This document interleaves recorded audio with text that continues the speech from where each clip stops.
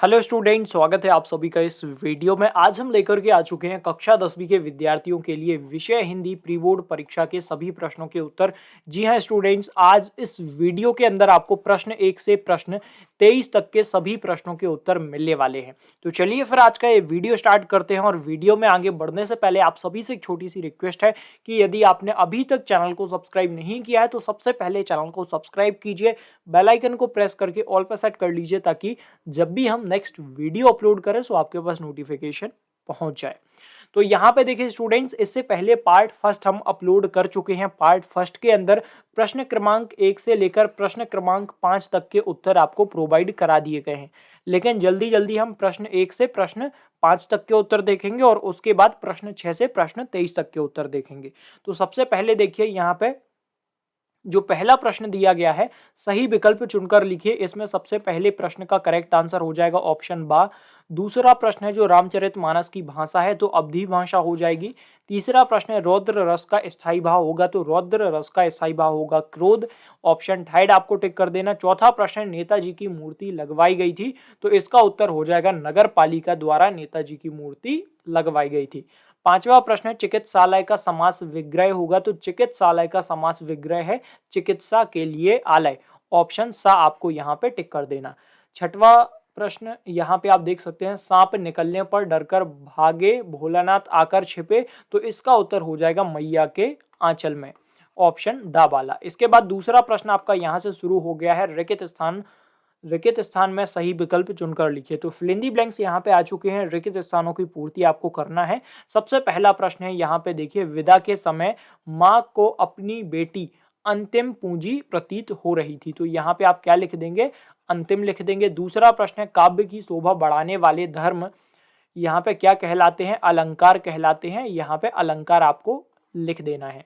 तीसरा प्रश्न है रामायणीय यार्थ प्रतिपादक शब्द काव्यम खालिस्तान की परिभाषा है तो यहाँ पे आ जाएगा आचार्य विश्वनाथ, आपको यहाँ पे लिख देना है।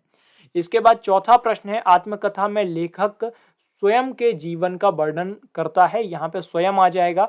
पांचवा प्रश्न है यथाशक्ति में अव्ययी भाव समास होता है, यहाँ पे क्या आ जाएगा, अव्ययी भाव समास आ जाएगा। छठवा प्रश्न है कभी कभी खालिस्तान हमसे कुश्ती भी लड़ते तो यहाँ पे आ जाएगा, देखिए यहाँ पे बापूजी आ जाएगा, कभी कभी बापूजी हमसे कुश्ती भी लड़ते। और सातवां जो प्रश्न है हिरोशिमा जापान में है तो यहाँ पे जापान आपको लिख देना है। इसके बाद सही जोड़ी यहाँ पे आ चुकी है, इनको अब हम कर लेते हैं। तो सही जोड़ी में सबसे पहला जो दिया गया है, देखिए सही जोड़ी यहाँ पे दी गई है, छाया मत छूना, इसको आप मिलाएंगे। देखिए छाया मत छूना गिरिजा कुमार माथुर लास्ट वाले से मिलाएंगे। दूसरा है पृथ्वीराज रासो, इसको आप मिलाएंगे महाकाव्य से। तीसरा है एक कहानी यह भी, तो इसको आप मिलाएंगे मन्नू भंडारी से कावाले से। चौथा है ईश्वर करे तुम पास हो जाओ, इसको आप मिलाएंगे इच्छावाचक वाक्य से गा वाले से। और पांचवा है 9 2 11 होना, इसको आप मिलाएंगे बिना मेहनत के लाभ प्राप्त होना। वैसे 9 2 11 का तो अर्थ होता है भाग जाना, लेकिन आपको यहाँ पे बिना मेहनत के लाभ प्राप्त करना, इससे मिला देना है। इसके बाद छठवा है माता का अंचल, तो आंचल यहाँ पे होगा तो माता का आंचल, इसको आप मिलाएंगे शिव पूजन सहाय से। इन सभी को मिला लीजिए। यहाँ पे बिल्कुल सही आंसर आपको प्रोवाइड कराए जा रहे हैं ताकि आपको 80 आउट ऑफ 80 मार्क्स मिल सकें। हमारा टारगेट है कि सभी बच्चों को 80 में से 80 मार्क्स मिले। तो यहाँ पे प्रश्न हो गया। इसके बाद आगे बढ़ते हैं। तो चौथा प्रश्न यहाँ पे दिया गया है एक वाक्य में उत्तर लिखिए। अब यहाँ पे एक वाक्य या फिर एक शब्द में उत्तर लिखना है। मैचिंग कंप्लीट हो चुकी है। तो यहाँ पे सबसे पहला प्रश्न देखिए, विश्व के सकल जन कैसे हो रहे हैं। तो यहाँ पे देखिए जो भी प्रश्न दिए गए हैं एक वाक्य या फिर एक शब्द में उत्तर लिखिए, तो इनके आंसर आप यहाँ पे देख सकते हैं। देखिए इनके आंसर स्टूडेंट्स की एक कॉपी है तो यहाँ पे आप इसके आंसर देख लीजिए, बिल्कुल करेक्ट आंसर है। सबसे पहला प्रश्न जो दिया गया है विश्व के सकल जन कैसे हो रहे हैं, इसका उत्तर यहाँ पे दिया गया है, आप देख करके लिख लीजिए। दूसरा प्रश्न जो दिया गया है तृप्त धरा का सांकेतिक अर्थ क्या है, तो इसका उत्तर देखिए दुखों से पीड़ित धरती।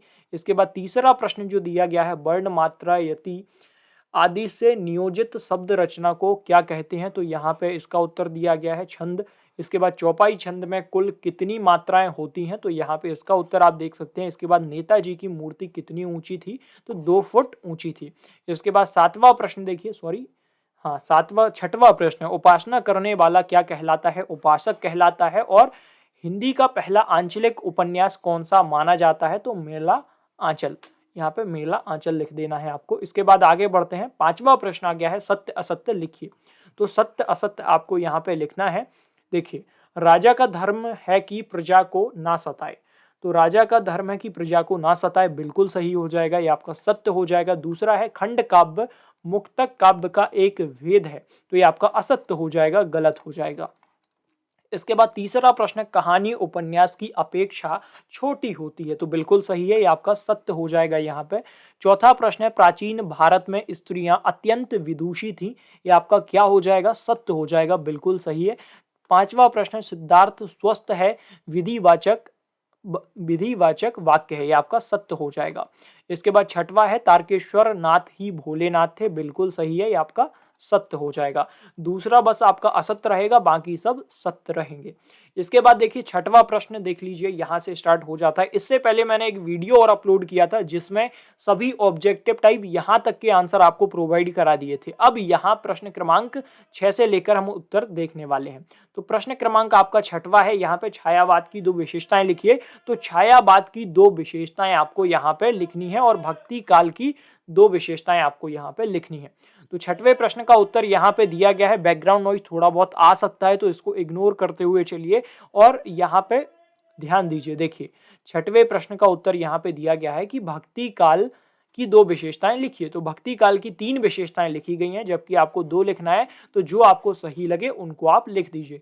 सबसे पहले देखिए, भक्ति काल की 2 विशेषताएं, भक्ति भाव की प्रधानता, और हाँ, यहाँ पे देखिए, राज्याश्रय का त्याग और श्रृंगार व शांत रस की प्रधानता। तो यहाँ पे आपका उत्तर हो गया। इसके बाद 7वां प्रश्न पूछा गया है, महाकवि सूरदास का साहित्य में स्थान निर्धारित कीजिए और गोस्वामी तुलसीदास जी की 2 रचनाओं के नाम एवं काव्यगत विशेषताएं लिखिए। तो यहाँ पे इसका उत्तर दिया गया है। 7वें प्रश्न का उत्तर आ गया है, गोस्वामी तुलसीदास जी की 2 रचनाओं के नाम एवं काव्यगत विशेषताएं लिखिए। तो यहाँ पे 2 रचनाओं के नाम लिखे गए हैं, रामचरितमानस और विनय पत्रिका आदि। और यहाँ पे देखिए, काव्यगत विशेषताएं दी गई हैं। तुलसीदास जी ने ब्रज व अवधि दोनों में काव्य रचना की। और इसके बाद दूसरी विशेषता है, उनके काव्य में चौपाई, दोहा, सोरठा, हरिगीतिका, और यहाँ पे क्या लिखा हुआ है, एक सेकंड, कविता, हाँ, पंक्ति लिखी हुई है, पंक्ति। एक सेकंड, मैं इसको रब कर देता हूँ, रब नहीं हो रहा है, एक सेकंड बच्चों, इसको मैं रब कर देता हूँ। तो यहाँ पे देखिए, पद आदि अनेक छंदों का प्रयोग हुआ है। ये आपका आंसर हो गया। इसके बाद आगे बढ़ते हैं। यहाँ पे 8वां प्रश्न दिया गया है, कवि निराला की आंख फागुन की सुंदरता से क्यों नहीं हट रही है? और इसी में अथवा में दिया गया है, आग से रोटियां सेंकने के लिए माँ ने बेटी को सचेत करना क्यों जरूरी समझा? तो इसका उत्तर आप यहाँ पे देख सकते हैं, 8वें प्रश्न का, आग से रोटियां सेंकने के लिए माँ ने बेटी को सचेत करना क्यों जरूरी समझा। उत्तर देखिए, अब यहाँ पे मैं कलर चेंज कर लेता हूँ ताकि आपको अच्छे से समझ में आए। तो यहाँ पे देखिए, माँ ने बेटी को सचेत करना इसलिए सही जरूरी समझा या सही समझा क्योंकि उसकी बेटी इन सब बातों से अनजान थी। वह अत्यंत भोली व सरल थी। उसने घर में केवल सुख ही देखा था। वह देखिए, वह जीवन के दुखों से अपरिचित थी। माँ को यह डर डर रहा देखिए डर रहा कि उसकी भोली भाली बेटी समाज व्यवस्था के अनुरूप आदर्श रूपी बंधन को स्वीकार कर सामाजिक भेदभाव का शिकार हो जाएगी और वह समाज के प्रतिमान के अनुरूप स्वयं को, देखिए यहाँ पे, अबला मान लेगी। तो यहाँ अबला मान लेगी। और इसके बाद यहाँ पे आंसर लिखा हुआ है, तो इसको आप लिख लीजिए।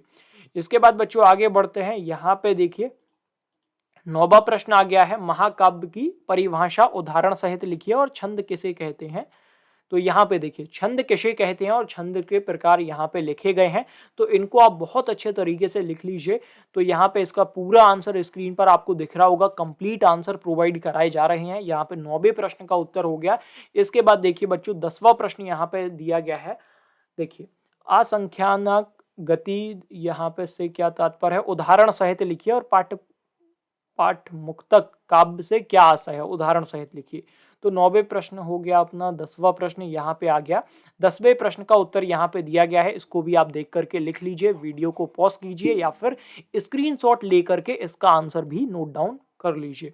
इसके बाद बच्चा लोग आगे बढ़ते हैं। यहाँ पे 11वां प्रश्न देखिए, कोई दो उपन्यास के नाम एवं उनके लेखकों के नाम लिखिए और किन्हीं दो कहानीकारों के नाम एवं उनकी दो कहानियां देखिए कहानियों के नाम लिखिए। तो यहाँ पे कहानियों के नाम लिखना है। तो यहाँ पे देखिए 11वां प्रश्न जो दिया गया है इसका उत्तर यहाँ पे लिखा हुआ है। देखिए 11वें प्रश्न का उत्तर पूरा आपके सामने स्क्रीन पर दिख रहा है, तो इसको भी नोट डाउन कर लीजिए। और इसके बाद 12वें प्रश्न का उत्तर आ गया है। देखिए 12वां प्रश्न जो यहाँ पे दिया गया है, राम वृक्ष, एक सेकेंड, सबसे पहले तो 11वां प्रश्न ध्यान से देख लीजिए ताकि आपको किसी भी तरीके की दिक्कत ना हो और आप अच्छे से आंसर लिखें और 80 आउट ऑफ 80 मार्क्स स्कोर करें। तो यहाँ पे 11वां प्रश्न हो गया। इसके बाद देखिए 12वां प्रश्न दिया गया है, राम वृक्ष बेनीपुरी के साहित्य की प्रमुख विशेषताएं लिखिए। और अथवा में दिया गया है, मन्नू भंडारी के साहित्य की प्रमुख विशेषताएं लिखिए। तो मन्नू भंडारी, देखिए यहाँ पे जो दिया गया है, मन्नू भंडारी के साहित्य की प्रमुख विशेषताएं यहाँ पे दी गई हैं। तो मन्नू भंडारी के साहित्य की विशेषताएं, अब यहाँ पे देखिए मन्नू भंडारी की कहानियों और उपन्यासों में स्त्री मन से जुड़ी अनुभूतियों के चित्र की प्रधानता है। उनकी रचनाओं में भारतीय नारी के जीवन और उसकी विषमताओं का प्रभावशाली वर्णन हुआ है। तीसरी विशेषता है, उन्होंने स्त्री के स्वतंत्र व्यक्तित्व का आकलन भी अपनी रचनाओं में प्रस्तुत किया है। ये आपका उत्तर हो गया। इसको बहुत अच्छे तरीके से नोट डाउन कर लीजिए, किसी भी प्रकार की गलती आपको नहीं करनी है। इसके बाद स्टूडेंट्स आगे बढ़ते हैं। 13वां प्रश्न देखिए, बाल गोविंद भगत की कबीर पर श्रद्धा किन किन रूपों में प्रकट हुई है। और अथवा में दिया गया है, वास्तविक अर्थों में संस्कृत व्यक्ति किसे कहा जा सकता है। तो यहाँ पे देखिए इसका उत्तर लिखा गया है। 13वें प्रश्न का उत्तर देखिए, वास्तविक अर्थों में संस्कृत व्यक्ति किसे कहा जाता है। तो इसका उत्तर कंप्लीट आंसर आपके सामने लिखा हुआ है, इसको नोट डाउन कर लीजिए। वास्तविक अर्थों में संस्कृत व्यक्ति उसे कहा जा सकता है जो अपनी बुद्धि अथवा विवेक के द्वारा किसी भी नए तथ्य का दर्शन करता है, अर्थात जिसने अपनी योग्यता के बल पर किसी नई चीज का आविष्कार किया हो, वही वास्तविक अर्थों में संस्कृत व्यक्ति कहलाने के योग्य है। ये आपका कंप्लीट आंसर यहाँ पे हो चुका है स्टूडेंट्स 13वें प्रश्न का। इसके बाद 14वां प्रश्न आ गया है, निपात शब्द की परिभाषा उदाहरण सहित दीजिए। निपात शब्द की जो परिभाषा है वो उदाहरण के साथ देना है। और अथवा में पूछा गया है, समास की परिभाषा उदाहरण सहित लिखिए। तो यहाँ पे देखिए समास की परिभाषा उदाहरण के साथ लिखी गई है। समास की परिभाषा देखिए, सबसे पहले दो या दो से अधिक शब्दों का योग समास कहलाता है। और राज का पुत्र राजपुत्र, देखिए राजा का पुत्र, सॉरी राज नहीं, राजा का पुत्र राजपुत्र कहलाता है। ये यहाँ पे उदाहरण भी दिया गया है, इसको लिख लीजिए। इसके बाद 15वां प्रश्न आ गया है, जॉर्ज पंचम की लाट की नाक लगने वाली खबर के दिन अखबार चुप क्यों थे। अखबार चुप क्यों थे। और इसके बाद लेखक अज्ञेय ने अपने आपको हिरोशिमा के विस्फोट का भोक्ता कब और किस तरह महसूस किया। तो इसका उत्तर यहाँ पे दिया गया है। 15वें प्रश्न का उत्तर कंप्लीट आंसर आपके सामने है, इसको नोट डाउन कर लीजिए वीडियो को पॉज करके। इसके बाद देखिए 16वां प्रश्न यहाँ पे दिया गया है। 16वें प्रश्न से लेकर 23 प्रश्न तक के सभी उत्तर आपको देखिए इस पीडीएफ में मिल जाएंगे। यहाँ पे देखिए 15वां प्रश्न, इसके बाद 16वां प्रश्न आ गया, इसके बाद 17वां प्रश्न यहाँ पे आ गया, 16वां प्रश्न रहा है, 17वां प्रश्न आ गया, इसके बाद 18वां प्रश्न आ गया, 19वां प्रश्न आ गया। इसी तरीके से बच्चों ये पूरा पीडीएफ तैयार किया गया है। सभी प्रश्न के उत्तर आपको इस पीडीएफ में मिल जाएंगे। पीडीएफ किस तरीके से डाउनलोड करना है पूरी प्रोसेस में आपको बता देता हूँ, क्योंकि यदि मैं यहाँ पे आपको सभी क्वेश्चन के आंसर प्रोवाइड कराऊंगा तो वीडियो काफ़ी लंबा हो जाएगा और आपको लिखने में भी दिक्कत आ सकती है। देखिए 22वां प्रश्न ये रहा आपका 22वें प्रश्न का उत्तर। इसके बाद 23वें प्रश्न का उत्तर आखिरी में दिया गया है। तो इसीलिए सभी बच्चे गूगल पर जाकर पीडीएफ को डाउनलोड कीजिए। पीडीएफ डाउनलोड करने के लिए गूगल में जाना, यहाँ पे आने के बाद माय स्टडी जानकारी लिखना, इस तरीके से सर्च करना। जैसे आप सर्च करोगे फर्स्ट लिंक आएगी, इस पर क्लिक करके ऑफिशियल वेबसाइट माय स्टडी जानकारी को ओपन करना। Class 12 pre board paper solution इस वाले ऑप्शन पर क्लिक करना। जैसे आप इस पर क्लिक करेंगे इस तरीके से आपके सामने विंडो खुल जाएगी, नया पेज खुल जाएगा। अब आपको यहाँ पे क्लास 12 हिंदी पेपर सिलेक्ट आप जैसे करेंगे, लिंक पर क्लिक करेंगे तो पीडीएफ इजीली डाउनलोड हो जाएगा। तो जाइए स्टूडेंट्स, माय स्टडी जानकारी वेबसाइट से पीडीएफ को डाउनलोड कर लीजिए। मुझे उम्मीद है कि आप सभी छात्रों को ये वीडियो पसंद आया होगा। वीडियो को अपने दोस्तों के साथ शेयर जरूर करें।